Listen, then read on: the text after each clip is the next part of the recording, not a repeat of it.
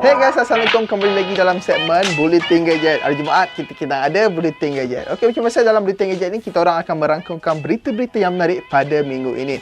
Okey, so sekarang ni mari kita start untuk berita yang pertama. Realme 7 5G akan dilancarkan di Malaysia pada 17 Disember ini. Realme sebelum ni telah memuat naik satu kiriman di Facebook untuk memperlihatkan sebuah peranti 5G yang akan dilancarkan di Malaysia tidak lama lagi. Kalau korang nak tahu, yang Realme 7 5G ni dah pun dilancarkan secara global pada 20 November yang lalu. Realme 7 5G hadir dengan chip MediaTek Dimensity 800U yang mempunyai modem 5G terbina, RAM 6GB, storan 128GB berasaskan UFS 2.1 dan kapasiti bateri sebesar 5000 mAh dengan pengecasan 30W. Peranti ini turut dilengkapi dengan skrin sebesar 6.5 inci IPS LCD dengan Full HD+, kadar segar semula 120Hz, kamera swafoto 16MP dan juga pengimbas cap jari pada butang kuasa. Untuk spesifikasi kamera belakang yang mempunyai 48MP kamera utama, 8MP sudut lebar, 2MP untuk monokrom dan 2 lagi megapixel untuk makro lens. Huawei dilapor membangunkan sistem pengecaman wajah untuk mengesan etnik Uighur. Gergasi teknologi dari China iaitu Huawei dilaporkan telah terbabit dengan penghasilan sistem pengecaman wajah bagi memantau dan mengesan etnik Uighur. Berdasarkan dokumen yang dijumpai, terdapat perincian menyatakan Huawei telah bekerjasama dengan sebuah syarikat daripada China iaitu McVie yang mempunyai kepakaran dalam penghasilan sistem pengecaman wajah. Menerusi dokumen tersebut, ia menyenaraikan puluhan fungsi asas sistem pengecaman wajah McVie yang disahkan oleh Huawei, termasuk fungsi Uighur Alam yang telah melepasi keputusan ujian. Dalam dokumen yang sama, ia turut menyatakan bahawa sistem yang dibangunkan itu mempunyai sokongan pengecaman berasaskan umur, jantina, etnik dan sebagainya. Sebagai respon selepas laporan mengenai perkara ini disiarkan, jurucakap Huawei telah menyatakan laporan tersebut adalah ujian dan belum digunakan dalam mana-mana aplikasi secara nyata. Difahamkan bahawa Huawei telah memadam dokumen tersebut, sementara pihak McVie pula menyatakan sistem tersebut tidak dibangunkan untuk menyasarkan atau melabel kumpulan etnik. Kaspersky sedang membangunkan telefon kalis godam mereka sendiri. Aku rasa korang dengar nama Kaspersky tu, korang mesti dah tahu Kaspersky ni memang confirm buat antivirus kan. Tapi kini Kaspersky telah berjinak-jinak untuk membangunkan telefon mereka sendiri tau. Namun begitu, strategi Kaspersky ni dia bukan nak bangunkan sebuah telefon pintar yang biasa-biasa tau. Objektif dia, Kaspersky sekarang ni dia tengah bangunkan sebuah telefon pintar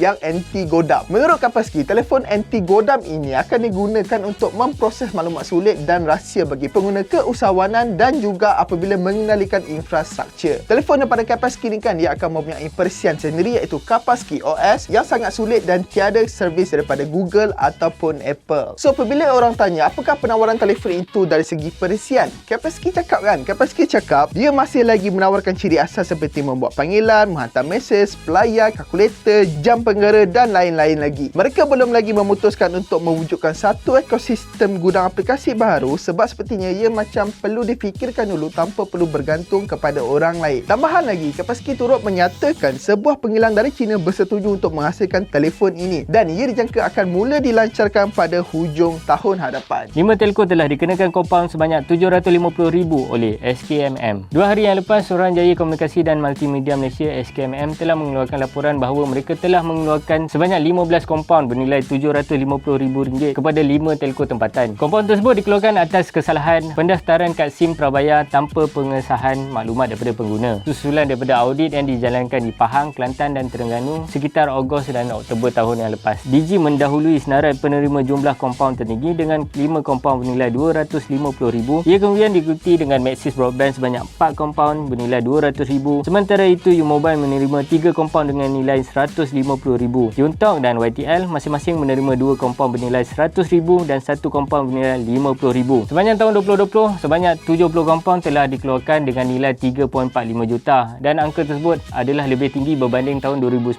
dengan peningkatan sebanyak 16%. Calpay wujudkan syarikat baru selepas tinggalkan OnePlus. 2 bulan lepas, kita semua dikejutkan dengan satu berita yang Calpay telah meninggalkan OnePlus dan kini Calpay mengumumkan beliau telah mengumpul dana dan pelaburan sebanyak $7 juta bersamaan dengan 28.44 juta untuk syarikat barunya. Antara individu yang berprofil tinggi ataupun investor-investor yang turut terlibat melaburkan dalam syarikat terbaru Calpay ni adalah Tony Fadel iaitu pencipta iPod, Casey Neistat penggiat YouTube dan yang ketiga adalah Kevin Lin pengasas bersama Twitch. Buat masa ini, Calpay belum lagi menyuarakan apakah next project yang Calpay nak buat bersama syarikat barunya tu. Aku dengar cerita lah kan yang Calpay sekarang ni dia tengah membangunkan satu produk audio pada syarikat barunya tu. Syarikat baru Local Paint ini dikatakan ia bakal berpangkalan di London tidak lama lagi. AirPods Max rasmi dilancarkan berharga RM2,399. Apple minggu ini telah mengumumkan secara rasmi phone kepala tanpa wayar mereka yang pertama iaitu AirPods Max. AirPods Max dikuasakan oleh chip Apple H1 dan dilengkapi dengan ciri Adaptive EQ, pembatalan hingar, mode transparansi dan spatial audio. AirPods Max didatangkan dengan pemacu dinamik 40mm rekaan Apple dan turut hadir dengan ciri digital crown untuk kawalan bunyi, menjawab dan mematikan panggilan serta sebagainya. Terdapat juga butang kawalan untuk mengaktifkan pembatalan hingar. Dari segi bateri, AirPods Max mempunyai ketahanan sehingga 20 jam bagi satu pengecasan penuh dengan pembatalan hingar atau mode transparansi diaktifkan. Menurut Apple, pengecasan selama 5 minit mampu memberikan 1 jam setengah penggunaan, dengan pengecasan pula boleh dilakukan melalui kabel Lightning. AirPods Max boleh dipadankan dengan sambungan Bluetooth 5.0 serta serasi digunakan bersama iPhone 6s dan terbaru, Apple Watch, MacBook Air, MacBook Pro, iPad Air, iPad Pro dan lain-lain. Ciri tambahan lain yang ada pada phone kepala tanpa wayar Apple ini adalah peralihan padanan secara automatik, perkongsian audio dan keupayaan Siri. AirPods Max ditawarkan dengan 5 pilihan warna iaitu Space Grey, Silver, Sky Blue, Green dan Pink. Ia diletakkan pada tanda harga RM2,399 untuk pasaran Malaysia dan buat masa sekarang ia masih belum boleh dibeli lagi. Sekian saja Berita Gadget untuk minggu ini, dan untuk lebih berita-berita menarik tentang dunia teknologi boleh pergi ke website kami, Wajar Okmai. Assalamualaikum.